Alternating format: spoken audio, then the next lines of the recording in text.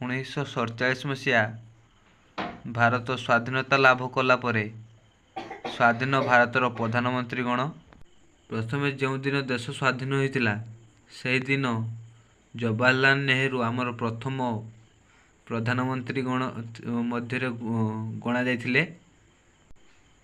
ଦ୍ୱିତୀୟରେ ଗୁଲଜାରିଲାଲ ନନ୍ଦା, ତୃତୀୟରେ ଲାଲ ବାହାଦୁର ଶାସ୍ତ୍ରୀ, ଚତୁର୍ଥରେ ପୁଣି ଗୁଲଜାରିଲାଲ ନନ୍ଦା, ପଞ୍ଚମରେ ଇନ୍ଦିରା ଗାନ୍ଧୀ, ଷଷ୍ଠରେ ମୋରାରଜୀ ଦେଶାଇ, ସପ୍ତମରେ ଚୌଧୁରୀ ଚରଣ ସିଂ, ଅଷ୍ଟମରେ ଇନ୍ଦିରା ଗାନ୍ଧୀ, ନବମରେ ରାଜୀବ ଗାନ୍ଧୀ, ଦଶମରେ ବିଶ୍ୱନାଥ ପ୍ରତାପ ସିଂ, ତାଙ୍କୁ ସଂକ୍ଷେପରେ ପିଭି ସିଂ ମଧ୍ୟ କୁହାଯାଏ,